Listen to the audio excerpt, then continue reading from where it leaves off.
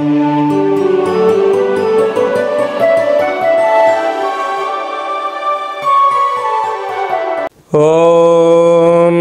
నమః శివాయ. ఓం నమో నారాయణాయ. నరదృష్టి నివారణ కాళభైరవాయ నమో నమః. అక్షర తులాభార నవగ్రహ దేవతాభ్యో నమో నమః. హరి ఓం.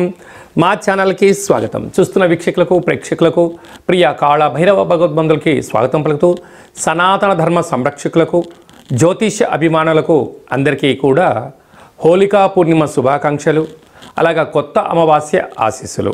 ఎందుకనగా తెలుగు ఉగాది పండగ రావడానికి పాల్గొన మాసంలో శుద్ధ పూర్ణిమ, బహుళ అమావాస్యను ఇటు కొత్త అమావాస్య, కొత్త పూర్ణిమ అని చెప్పుకుంటూ ఉంటాం. కనుక ఈ రంగుల హోళీ కార్యక్రమంలో పాల్గొందాం, సంపూర్ణమైన సకల దేవతల ఆశీస్సులు పొందుదాం. 1/3/2025 నుండి 31/3/2025 వరకు పుట్టినటువంటి వారందరికీ కూడా ముందస్తుగా జన్మదిన శుభాకాంక్షలు. గతంలో వివాహం చేసుకున్న వారికి వివాహ వార్షికోత్సవ శుభాకాంక్షలు. ద్వాదశ రాశుల్లో గ్రహ గమనాన్ని ఒకసారి వీక్షింపచేద్దాం.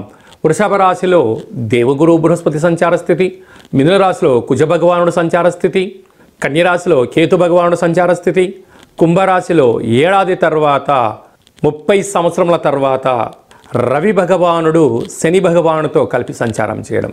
ఎందుకనగా శని భగవానుడు ఈ మార్చి ఆఖరికి మీనరాశిలోకి వెళ్ళిపోతున్నాడు.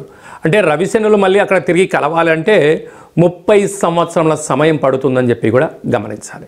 మీనరాశిలో బుధుడు, శుక్రుడు, రాహు సంచార స్థితితో ద్వాదశ రాశుల్లో గ్రహ గమనాలు ఈ విధంగా ఉన్నాయి. వృశ్చిక రాశి వారికి పాల్గొన మాస పూర్ణిమ కామదహన సందర్భంగా గ్రహదోషం ఎలా తొలగించుకోవాలి, గ్రహయోగం ఎలా కలగాలో ఈ వీడియోలో సవివరంగా సంపూర్ణంగా తెలుసుకుందాం. వృశ్చిక రాశిలో ఏ నక్షత్రాలు వస్తాయి అనగా విశాఖ నక్షత్రంలోని చివరి పదమైన 4వ పాదము, అనురాధ నక్షత్రంలోని 4 పాదాలు, జ్యేష్ఠ నక్షత్రంలో 4 పాదాలు కలిపితే వృశ్చిక రాశి. చాలామందికి పుట్టినటువంటి కాల సమయంలో డేటా ఆఫ్ బర్త్లో లేనటువంటి కారణం వలన పేరు యొక్క మొదటి అక్షరాన్ని అనుసరిస్తూ ఆ రాశిని తెలుసుకునే ప్రయత్నం చేద్దాం. తో, నా, నీ, ను, నే, నో, యా, ఈ, యు అక్షరాల వారందరూ కూడా వృశ్చిక రాశి జాతకులే.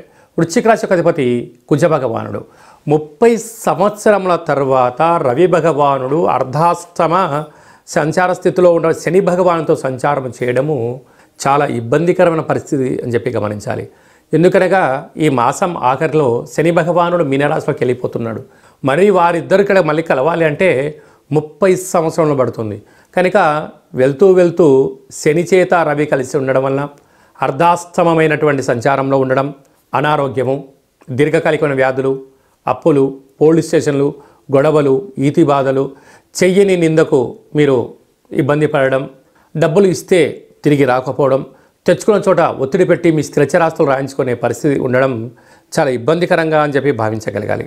అలాగనే సంతాన స్థానంలో 3 గ్రహాల సంచార స్థితి, బుధుడు, శుక్రుడు, రాహు సంచార స్థితి, సప్తమంలో దేవగురు బృహస్పతి శత్రు సంతాన స్థితి, అష్టమంలో కుజుడు కుజదోషం.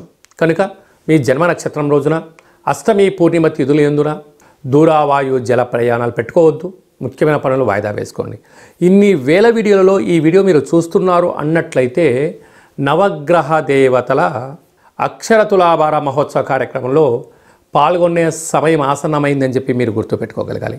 ఈ వీడియో మీ దాకా చేరింది అంటేనే నవగ్రహ దేవతలు మీ స్మరణ, మీ యొక్క అక్షర తులాభార కార్యక్రమం పాల్గొనాలి అనే సమయం ఆసనమైందని చెప్పి గుర్తుపెట్టుకోగలగాలి.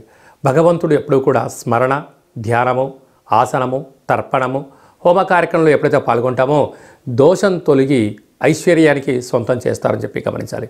ఇప్పటికే వృశ్చిక రాశి వారు మానసికంగా, శారీరకంగా అలసిపోయారు. కనుక ఈ చిన్న కార్యక్రమంలో పాల్గొనడం వల్ల మంచి ఊరట, మనశ్శాంతి, ప్రశాంత జీవనం, సన్మార్గం, ధనం దుర్వినియోగం కాకుండా సమయాన్ని సద్వినియోగపరుచుకునే సమయం ఆసనమైందని చెప్పి గుర్తుపెట్టుకోగలగాలి. స్వయం వృత్తులు, సేవారంగాలు, వ్యవసాయ సోదరీమణులు, గృహ భవన నిర్మాణ కార్యక్రమం చేసేటువంటి వారు, సాఫ్ట్వేర్ హార్డ్వేర్ ఉద్యోగస్తులు ఎంతో అప్రమత్తత అవసరమని చెప్పి గుర్తుపెట్టుకోగలగాలి.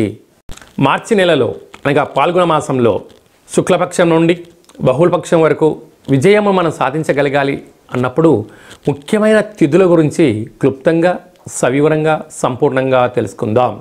6వ తారీఖున 3వ నెల అక్షయకాల భైరవాష్టమి, అలాగనే 13వ తారీఖున పాల్గొనమాస శుక్లపక్ష హోళికా దహన హోళికా పూర్ణిమ. కనుక కొత్త పూర్ణిమకు స్వాగతం పలుకుతూ పాత తెలుగు ఉగాది పండుగకు స్వాగతం పలికేటువంటి పాల్గొన పూర్ణిమ తిథి అందున రంగుల హోలీ అని చేస్తూ ఉంటాం మనం. కనుక దయచేసి అందరూ సహజసిద్ధ రంగులతోనే ఆడుకోండి. ఎలాంటి హానికరం లేనటువంటి జీవనాన్ని పొందే మానవ ప్రయత్నం చేయండి. 22వ తారీఖున కాళభైరవ బహుళాష్టమి, అక్షయ కాళభైరవాష్టమి స్వామివారి పూజలో పాల్గొందాం. 29వ తారీఖున తెలుగు ఉగాది చివరి అమావాస్య, పాల్గొన అమావాస్య. అది ఏ కాకుండా షష్టగ్రహ కూటమితో కూడుకున్నటువంటి అమావాస్య.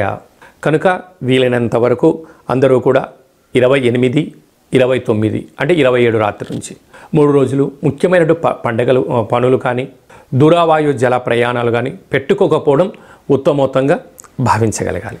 అది ఏ కాకుండా మనమందరము కూడా కొత్త సంవత్సరానికి మనం స్వాగతం పలకబోతున్నాం. కనుక వీలైనంత వరకు ఇంట్లో మనకు చాలా ప్రాంతాల్లో చాకలి వాళ్ళు ఉంటారు. వారికి అమావాస్యకు ఒక 2 రోజుల ముందర కానీ వారిని భార్యాభర్తలను కూర్చోబెట్టి లేకుంటే అమ్మాయిని కూర్చోబెట్టి బొట్టు పెట్టి అమ్మాయికి చీరె సారె గాజులు ఇంట్లో పసుపుతో కూడుకున్నటువంటి పదార్థాన్ని వండి ఇంటి యజమానికి వాహనానికి కానీ ఫ్యాక్టరీకి కానీ దిష్టి తీసి వారికి చాకలి వాళ్ళకు ఇవ్వడం వలన చాలా అద్భుతమైన మంచి ఫలితాలు ఉంటాయి. అంటే చాకలి వారిని ఇంటి ఆడపిల్లతో సమానం అంటూ ఉంటాం. కనుక సంవత్సరపు చివరి అమావాస్య రోజున ఇలా చేయడం వలన ఈ గత సంవత్సరంలో అంటే ఈ సంవత్సరం అనుభవించే కష్టాలంతని కూడా పులి స్టాప్ పెట్టి నరదృష్టిని నివారించే ఏకైక ఒక మార్గంగా భావించగలగాలి. అలా కుదరకపోతే ఈ కింది నెంబర్ మీరు సంప్రదించినట్లయితే మన యొక్క కాళభైరవ స్వామి యొక్క దేవాలయంలో ఇలాంటి కార్యక్రమాన్ని ఆచరింపచేయడం జరుగుతుందని చెప్పి కూడా మీరు గమనించాలి. అలాగను ఈ తెలుగు ఉగాది పండుగకు వీడ్కోలు పలుకుతూ కొత్త ఉగాది మనకు నూతన తెలుగు సంవత్సరానికి స్వాగతం పలుకుతూ ఇంకనూ విజయం సాధించాలి అన్నట్లయితే ఈ యొక్క పాత్ర కంచు పాత్ర.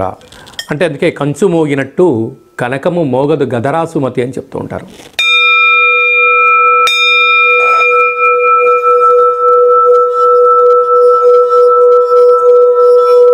ఇలా ఓంకార శబ్దాన్ని ఇంట్లో ఏర్పాటు చేయడం వలన సకల గ్రహ దోషాలు తొలగి గ్రహయోగం కలిగి మనం ఏదైతే అనుకుంటున్నామో అన్నింటా విజయం సాధించడానికి కాళభైరవ స్వామికి ఆశీస్సులు ఉంటాయని చెప్పి గమనించాలి. మనిషి శరీరంలో మూలాధార, స్వధిష్టాన, మణిపూర్వక, విశుద్ధ, అనాహత, ఆజ్ఞ చక్రాలు వికసించేసి ఈ యొక్క ఆవేశానికి దూరంగా ఉంటూ ఆలోచనకు దగ్గరగా ఉంటూ విజయ పతాకానికి స్వాగతం పలుకుతాడు అని చెప్పి కూడా గమనించాలి. ఈ కాళభైరవ స్వామి అక్షయపాత్ర, అలాగనే పిరమిడు, డాలరు, కంకణము మీకోసం ప్రత్యేకంగా కాళభైరవ హోమము చేయించి 20 రకాల వస్తువులతో దిష్టి తీయించడం జరుగుతుందని చెప్పి గమనించాలి. కనుక మనం అందరం కూడా కలియుగ కాలంలో ఏదైనా సాధించాలన్నా, శాసనం చేయాలన్నా, సాధించాలన్నా కాళభైరవ స్వామి స్మరణ చాలా అవసరం అని చెప్పి గుర్తు పెట్టుకోగలగాలి. అలాగనే మనము ఆదిత్యాయ సోమాయ మంగళాయ బుధాయ చ గురు శుక్ర శనిభ్యచ్చ రాహవే కేతవే నమో నమః అని చెప్పుకుంటూ ఉంటాం మనం. కనుక నవగ్రహ దేవతలే ప్రధానమైనటువంటి మనకు మూలాధారం. ఆదివారం పూట సూర్యుడు, సోమవారం రోజున చంద్రుడు, మంగళవారం రోజున కుజుడు, అలా శనివారం రోజున శని భగవానికి స్మరణ ధ్యానం చేస్తూ ఉంటాం. వారి యొక్క ఆశీస్సు మనం పొందడం కోసం ప్రతిరోజు ఒక 5 నిమిషాలు సూర్య నమస్కారం చేసిన తర్వాత ఆ యొక్క నామాలను ఒక 27 సార్లు రాయడం వలన ఆదివారం సూర్యగ్రహ దోషం ఉండబడిన వారు రాసి మాకు వాట్సాప్ పంపించడం, అంటే ఎవరికైనా రాయాలి అనుకుంటున్న వారందరికీ ఈ యొక్క పత్రాలను తమకి వాట్సాప్ ద్వారా కానీ కొరియర్ ద్వారా అందజేయడం జరుగుతుంది. ఆ నామాలను రాసి తిరిగి మాకు వాట్సాప్లో పంపిస్తే ఆదివారం రోజున రవిగ్రహ అక్షర తులాభార కార్యక్రమాన్ని ఏర్పాటు చేయడం జరిగింది. సోమవారం పూట చంద్రభగవానునికి అక్షర తులాభార కార్యక్రమం చేయడం జరుగుతుంటుంది. అలాగే శనివారం రోజున శని భగవానునికి మనం రాసినటువంటి నామ అక్షరాలతో అక్షర తులాభార మహోత్సవం ఏర్పాటు చేయడం జరిగింది. ఎందుకనగా భక్త ప్రహ్లాదుడు నిత్య దైవనామస్మరణ చేయడం, అలాగే నారద మహాముని, ఋషులు, యోగులు వారందరూ అతీంద్రియమైన శక్తులు సంపాదించడానికి దైవనామ స్మరణ ఎంతగానో వారిని కష్టాలను దూరం చేసి ఐశ్వర్యం దగ్గర చేసిందని చెప్పి మనకు ఇతిహాస పురాణాలు కూడా చెప్తున్నాయి. కనుక మనం కూడా అక్షర తులాభారంలో పాల్గొందాం, గ్రహదోషాలను తొలగించుకుందాం, అనుకున్న విజయాలను, ఆయుష్ను, ఆరోగ్యాన్ని అన్నింటా ప్రసాదించాలని నవగ్రహ దేవతల్ని వేడుకుందాం. కనుక మనమందరము కూడా 7 రోజులు 9 గ్రహాలకు ఆ యొక్క 27 సార్లు, అంటే నక్షత్రాలు 27 ఉంటాయి కనుక 27 సార్లు రాద్దాం, తులాభారంలో పాల్గొందాం, భగవంతుల ఆశీస్సులు పొంది అనుకుంటున్న అన్ని విజయాలను సొంతం చేయాలని గ్రహదేవతలను కూడా కోరుకుందాం.